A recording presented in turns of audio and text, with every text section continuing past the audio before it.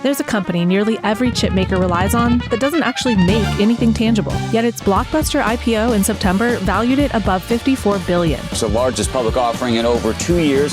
The valuation of the company has tripled. If you have a smartphone in your pocket or in front of you, you have an ARM circuit somewhere inside of it. We are the CPU, the heart of everything. They're the winner of the CPU side. The foundation models, the software, it's moving far faster than the hardware. So what we're seeing is people investing faster and faster into new hardware, which ends up being a good thing for us.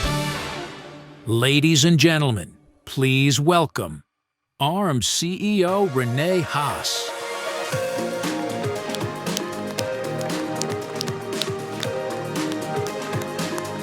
Hello, Jason. So much. How are you, Jason? Welcome. David. Hey, good to see you. How you doing? Hello. Rene, what are you banging these days? 3 milligrams of ALP pouches, or you're up to 9? I know you're competing with Nvidia, so you probably want to go with the 9, right? I will go with the 9. With Jensen, you have to go big. You have to go big with Jensen. What's that like to compete against Nvidia? Well, I will say Nvidia is a customer of ours, so I'm not going to say Jensen is my competitor today. But I worked for Nvidia for many, many years, as you know, and he's fantastic, right? And learned so much working there, working for him, working with him. And then Nvidia, almost acquired ARM in 2020. So I almost, had a chance to work with him again. What did you learn from Jensen? One of the things about Jensen that is amazing, I think it's also true for people like Michael Dell, Masa.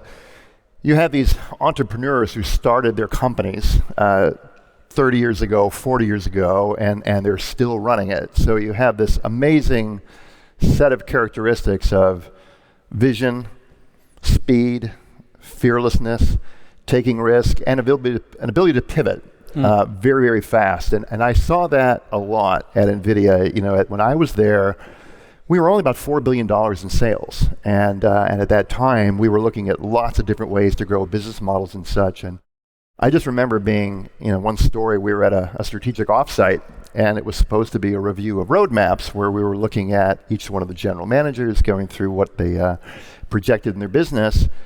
And what was intended to be a roadmap review turned into, we're changing the strategy, we're abolishing this product line, we're going to move 2,000 engineers off of Project X onto Project Y. And by the way, we were only about 6,000 people at the time. What was Project X? What was Project Y? So we were involved at that time in trying to do mobile chipsets connecting to an Intel processor, right? And back in the day, for those who remember PC architecture, doing these chipsets, competing with Intel was really hard business. And Intel was making it very, very hard to compete relative to the integration that they did.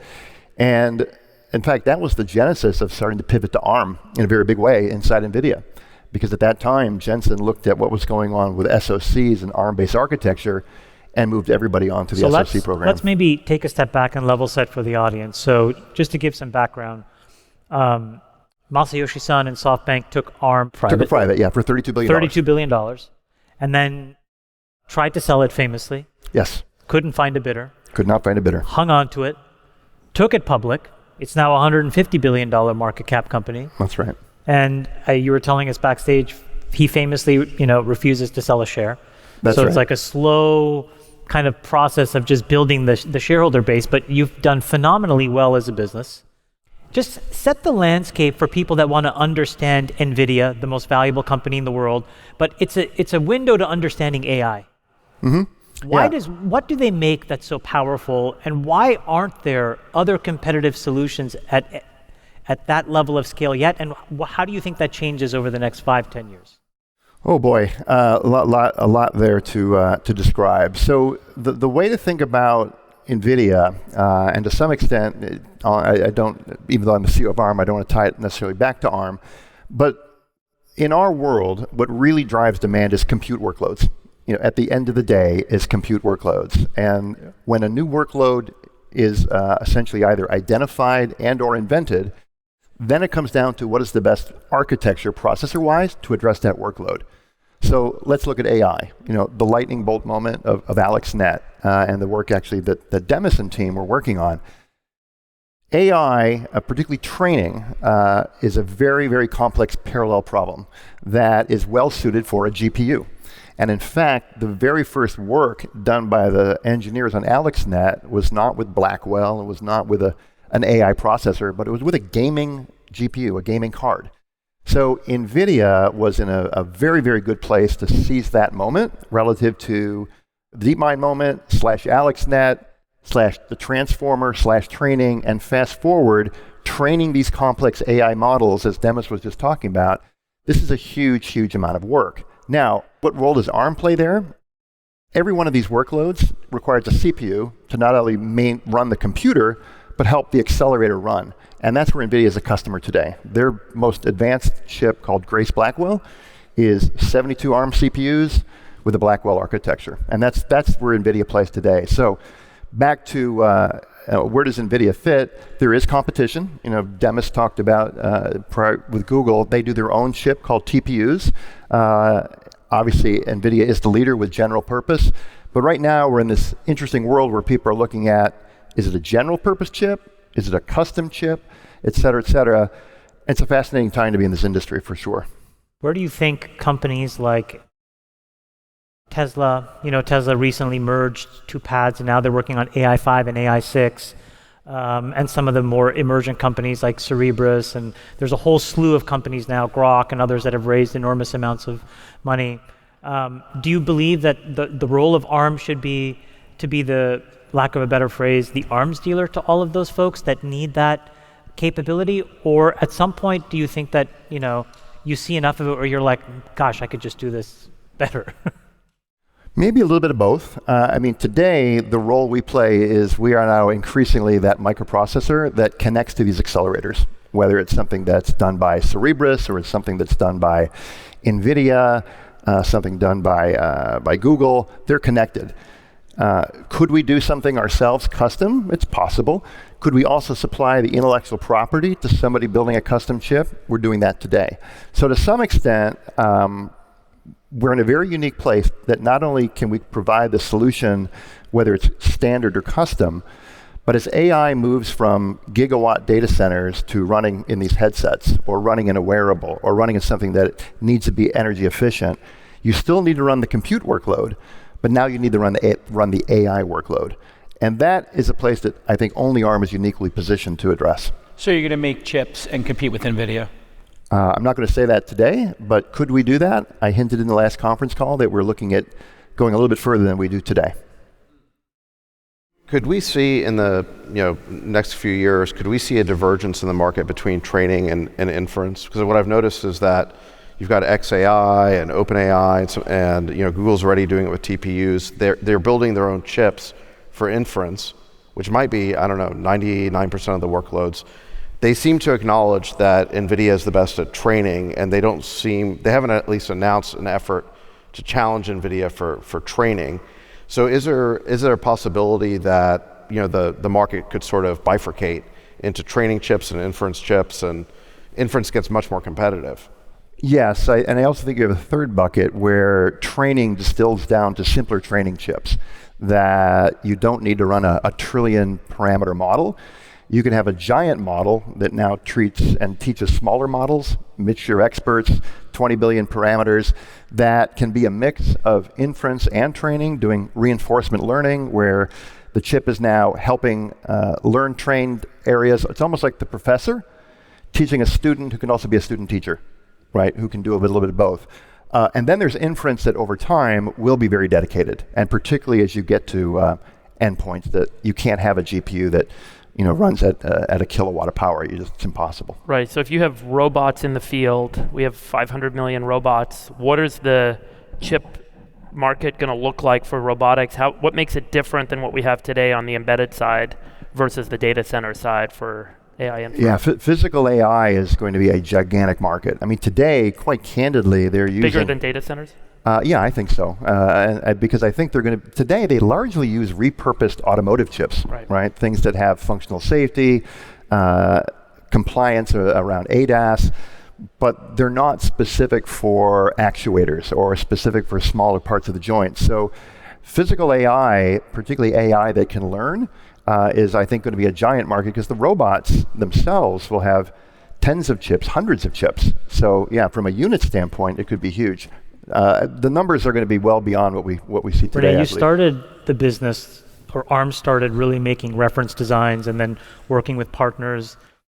Does that give you a different perspective on things like export controls and export restrictions and the role that China plays in this ecosystem than, say, a different kind of vendor who would actually be, originating, trying to tape out themselves and trying to sell through? To some extent, although we don't build anything, right? Our business model is we do the design, someone else has the chip built, mostly at TSMC, some at Samsung, even Intel.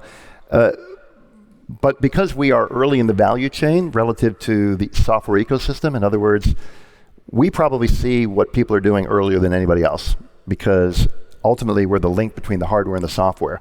So on export control, yes, to some extent we have a very big lens into it. Now today, the China ecosystem actually follows the global ecosystem, which is good from the standpoint that every mobile phone in China, it doesn't run Google Android, but it runs a version of Android. And it leverages the app ecosystem that comes off of Android. Same thing with autonomous vehicles. They leverage the ADAS stack that was created by ARM and then Qualcomm and Nvidia. So right now, the China ecosystem on software looks a lot like the West, which for us is obviously great.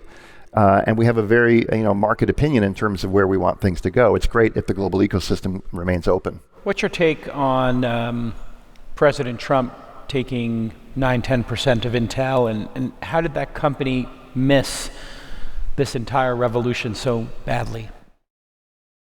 So, semiconductors, which I've spent my entire career at, I started TI in 1984, and I've just been in semiconductors my whole career.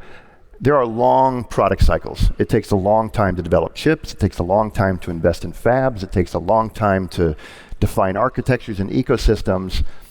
If you miss a few, time is very, very, you will be punished for that. And I think Intel has unfortunately been punished on a few areas. They were punished on mobile, obviously. They missed that completely. They were also punished in terms of manufacturing of going to EUV. EUV is an advanced methodology for building the smallest chips on the planet. They decided not to invest in that probably a decade ago at the rate that TSMC did, and they fell behind. Once you fall behind in chips, it's very, very difficult to catch up because the cycle gets on top of you. TSMC now has the best fabs in the world. The leading edge companies, Apple, Nvidia, AMD, they all build at TSMC. TSMC gets better at what they're building.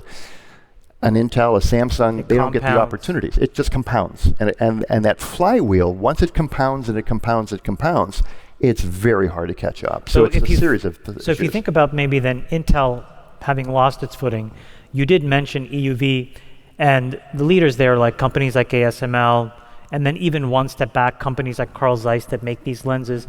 Those are critical infrastructure that the West needs.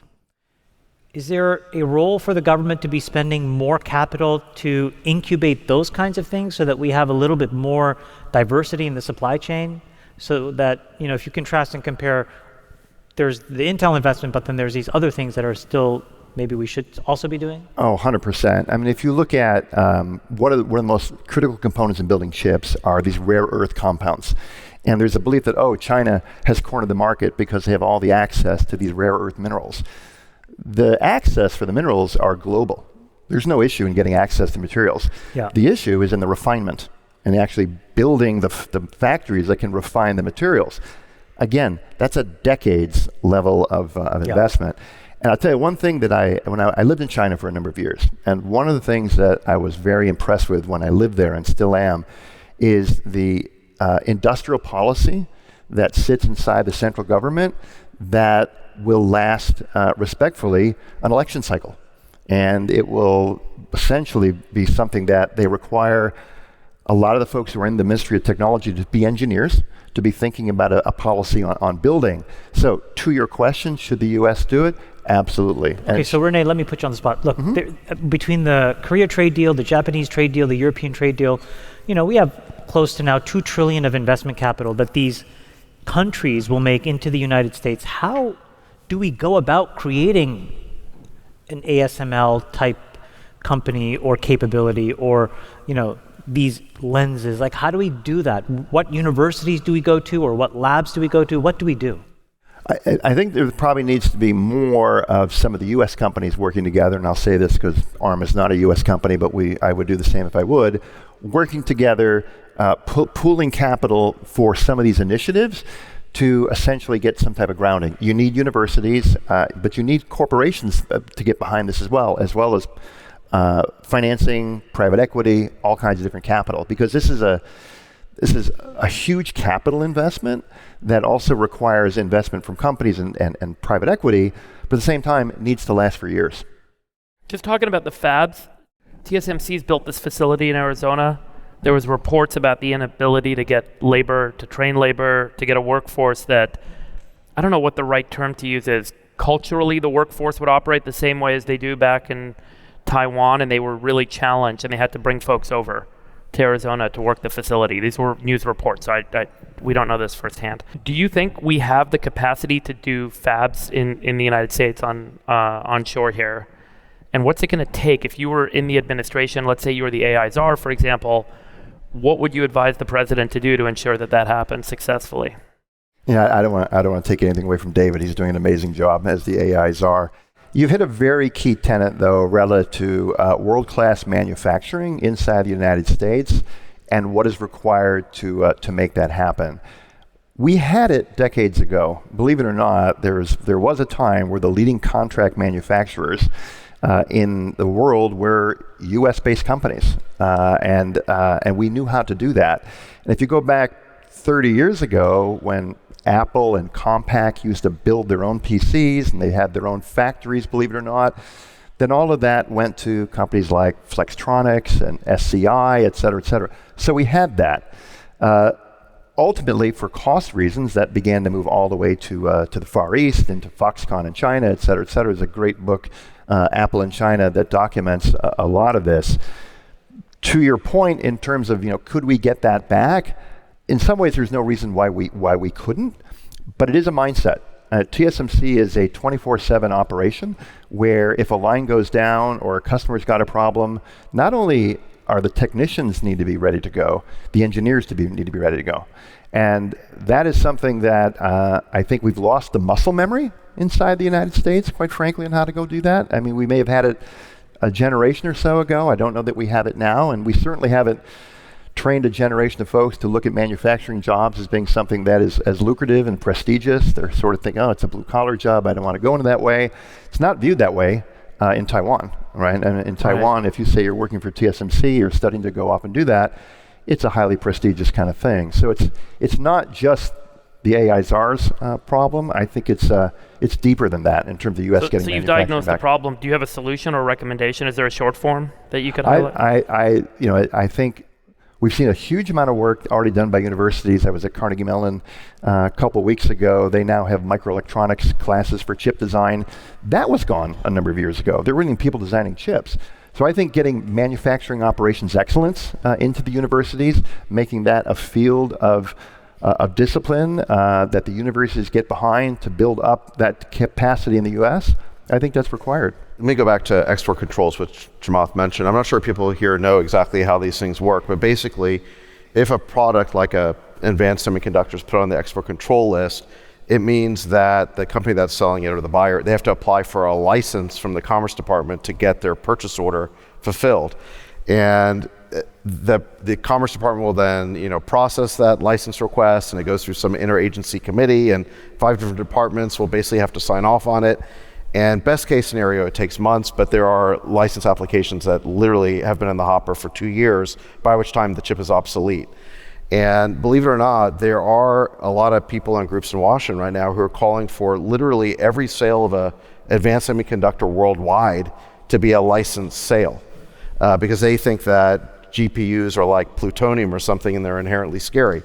I mean, this is seriously the discourse that's going on right now. And in fact, there was a major rule that was put forward called the Biden diffusion rule in the last 5 days of the Biden administration that basically did require every sale of a GPU worldwide to be licensed, subject to some carve-outs. We rescinded that, but there is a never-ending clamor and pressure in Washington to bring back these sorts of rules.